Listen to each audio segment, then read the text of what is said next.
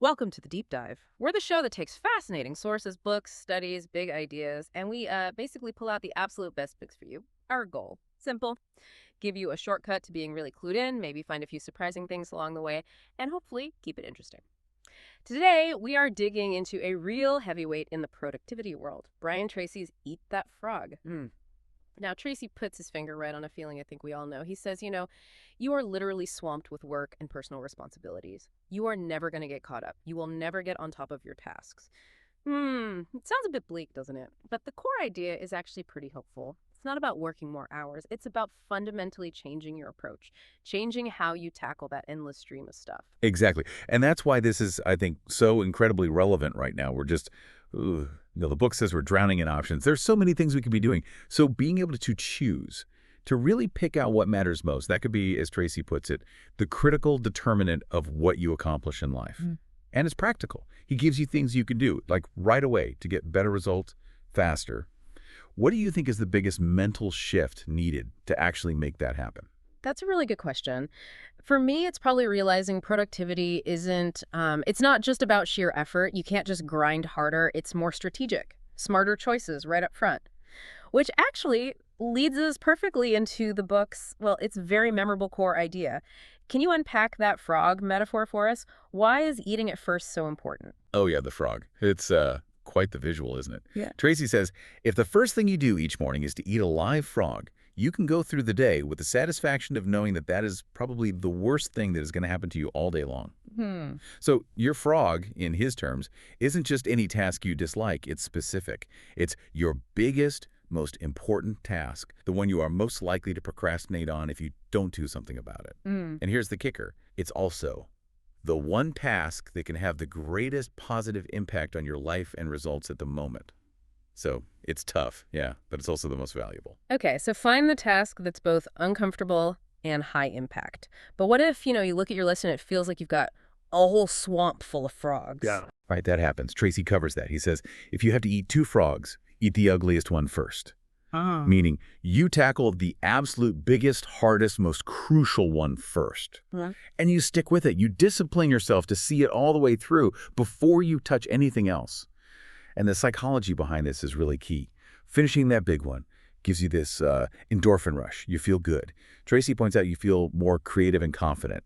It's like your brain rewards you for completing something significant, which then motivates you to do it again. You're building a positive habit loop. Like hacking your own motivation system. It's fascinating. And Brian Tracy's own journey really underscores this just do it idea, doesn't it? I mean, he started out with few advantages, left school early, did manual labor, traveled, then got into sales and struggled until he had this light bulb moment. Just ask successful people what they do and then actually do it.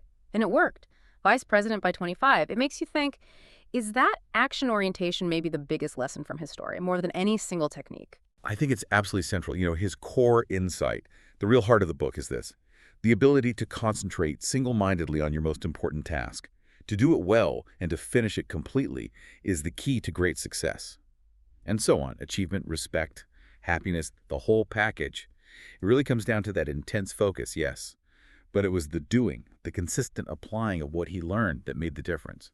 Learning by doing, observing, implementing. Simple, but powerful. So how do we get started? How do we build that focus and get into action? Tracy talks about needing to set the table first, and that starts with clarity. Absolutely. Clarity. He flat out says clarity is the most important concept in personal productivity. And the thing about why we procrastinate, often it's not laziness. It's vagueness, confusion, and fuzzy-mindedness about what it is you're supposed to do. You don't know where to start or why it matters, right? Your brain just stalls, which is probably why, as he points out, only something like 3% of adults have clear written goals. And those few people, they accomplish 5 and 10 times as much as others. Just think about that gap. That statistic is just wow. Yeah. Okay, so to get that clarity, he gives us a formula. 7 steps for setting and hitting goals. Pretty straightforward, actually. First, decide exactly what you want. Get really absolutely crystal clear. Second, write it down. He calls it think on paper, because if it's not written, it's just a wish or a fantasy. Makes sense. Right. Third, set a deadline. Creates that necessary urgency. Fourth, make a list. Everything you need to do for that goal. Fifth, organize that list into a plan. Sequence, priority, maybe even visually. Right. Break it down. Sixth, this is crucial. Take action immediately.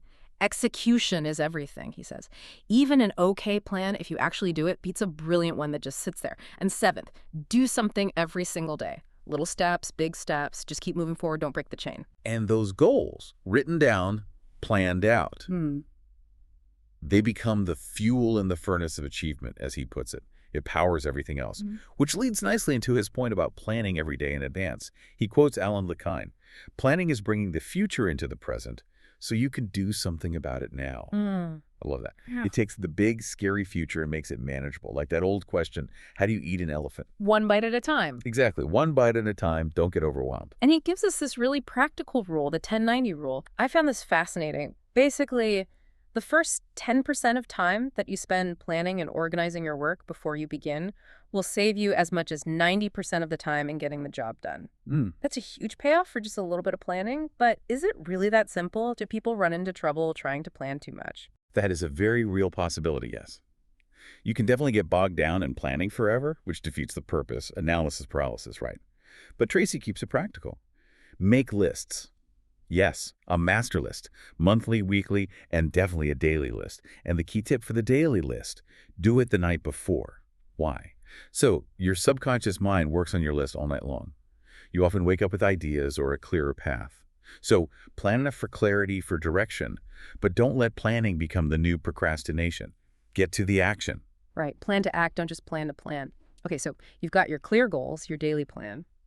Now, how do you decide what to actually DO first? This is where, for me, it gets really powerful. Chapter 3. Apply the 80-20 rule to everything, the Pareto principle. The idea is that roughly 20% of your activities will account for 80% of your results. Just think about that. If you have 10 things on your list. 2 of them are likely worth way more than the other 8 combined. Those are your high-value items, your frogs. But here's the trap Tracy identifies. Most people procrastinate on the top 10 or 20% of items that are the most valuable and important, the vital few. What do they do instead? They get busy with the least important 80%, the trivial many. Clearing emails, doing easy small tasks, stuff that feels productive but doesn't actually move the needle much. So before you start any task, you need to ask, is this task in the top 20% of my activities or in the bottom 80%? And crucially, the rule is, resist the temptation to clear up small things first. That's so hard, though. Ticking off those little things feels good, gives you momentum, right? Yeah. How do you fight that urge? It takes discipline, no doubt. And he gives us a tool for that discipline, the ABCDE method continually. He calls it a powerful priority-setting technique. It sounds simple, but using it consistently is key. You take your list of tasks for the day, and you go through and label each one, A, B, C, D, or E. Right, break that down for us. What's an A? An A item is very important. It's a must-do, something with serious consequences if you don't do it. These, right here, are your progs. If you have more than one A task, you then prioritize those, A1, A2, A3. And your A1, that's your biggest, ugliest frog. That's what you tackle first. Got it. A1 is the absolute priority. What about B? A B item is a should do. There are consequences if you don't, but they're mild. He calls these tadpoles. And the non-negotiable rule here is never do a B task when there is an A task left undone. Focus on the A's first. Okay, note tadpoles before frogs. Makes sense. C task, nice to do. Things like calling a friend, having coffee. Zero consequences work-wise if you don't do them. D task. Delegate it. If someone else could do it, get it off your plate. A task. Eliminate. Just get rid of it. Ask yourself if it really needs doing at all. Often tasks become irrelevant or just aren't worth the time. The absolute core of this method is the discipline. Start immediately on your A1 task and then stay at it until it is complete. No diversions. That's a really clear framework. And connecting back to identifying those A tasks, those frogs, Tracy also emphasizes considering the consequences. He says superior thinkers are good at predicting the outcomes of their actions or inactions. So you constantly ask, what happens if I do this? What happens if I don't do this? And his rule, long-term thinking improves short-term decision-making. Focusing on the future impact really helps you see which tasks are truly the A's, the big frogs, versus just urgent-seeming noise. Exactly. It helps you cut through the immediate pressure. And let's not forget the feeling you get when you do complete a big task. Tracy keeps coming back to that positive feeling, the energy, the endorphins, the self-esteem boost, that natural high. He actually suggests you can cultivate a positive addiction to it. A positive addiction to getting important stuff done. I can get behind that. Right. It becomes self-reinforcing. You finish an important task, you feel great, which makes you want to tackle the next important task. It builds momentum. It's like that old joke about getting to Carnegie Hall. Practice, man, practice. You build the habit through repetition. He says the key qualities for focus and concentration are basically learnable skills: decision, discipline, and determination. Decide to do it, discipline yourself daily, and stay determined, especially when motivation dips. And then there's the ultimate execution principle he talks about later in the book. Single handle every task. What does that mean practically? It means exactly what it sounds like.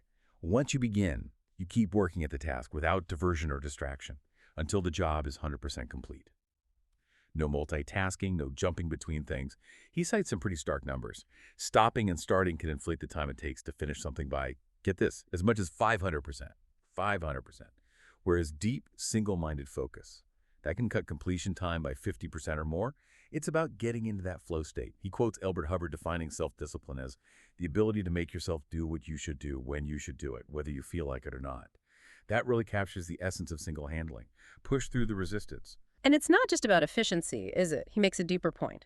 By focusing intensely, by seeing important work through, you actually shape and mold your own character. You become a superior person. It's about building integrity and self-mastery. So, let's wrap this up. What's the big takeaway from this deep dive into Eat That Frog? For me, the core message is pretty clear. Build the habit. The habit of identifying and tackling your most important, highest impact task, your biggest frog first thing, every single day, and the encouraging part.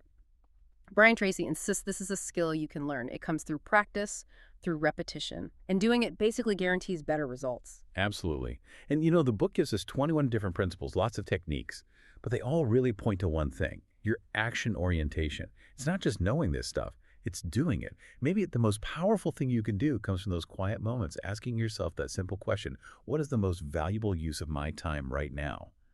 Really thinking about that, and then having the discipline to act on the answer.